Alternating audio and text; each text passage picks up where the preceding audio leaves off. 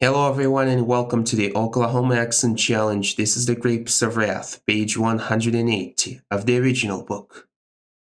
Payton to Meeker is 13 miles. Meeker to Harrah is 14 miles. And then Oklahoma City, the big city. Tom drove straight on. Ma waked up and looked at the streets as they went through the city. And the family on top of the truck stared about at the stores, at the big houses, at the office buildings, and then the buildings grew smaller and the stores smaller.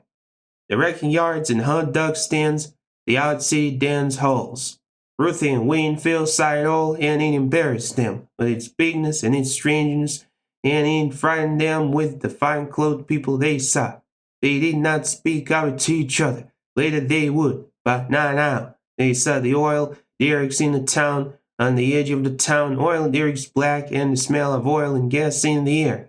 But they didn't exclaim. It was so big and so strange, it frightened them.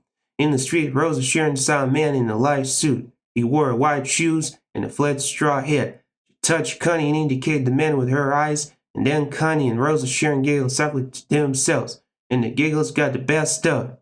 They covered their mouths, and it felt so good that they looked for other people to giggle at. Ruthie and Winfield saw them giggling, and it looked such fun that they tried to do it too, but they couldn't.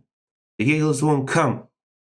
But Connie and Rosa Sharon were breathless and red with stifling laughter before they could stop. It got so bad that they had only to look at each other to start over again.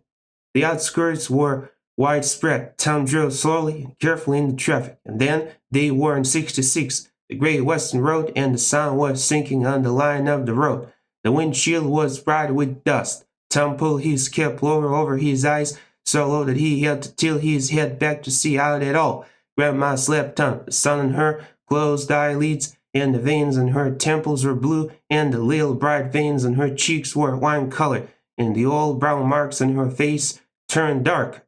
Tom said, "We stay on this road right straight through."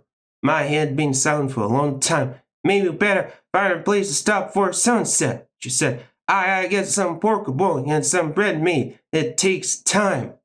"Sure," Tom agreed. "We ain't gonna make this trip in one jump. Might as well stretch ourselves."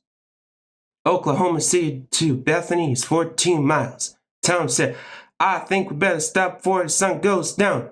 Y'all gotta build that thing on the top. Don't kill the folks up there." Ma had been dozing again. Her head jerked upright. "Gotta get some supper cooking," she said, and she said, "Tom, Pa told me about you crossing the state line." He was a long time answering. "Yeah?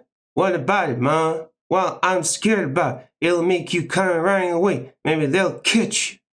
Tom held his hand over his eyes to protect himself from the lowering sun. "Don't you worry," he said. "I figure her out. There's lots of fellas out on parole, and there's more going in all the time. If I get caught for anything else out west, well, then they got my picture and my prints in Washington. They'll send me back. But if I don't do no crimes, they won't give a damn." Well, wrapping it up here, folks. Thank you so much for watching, and I'll see you next time. Have a wonderful day.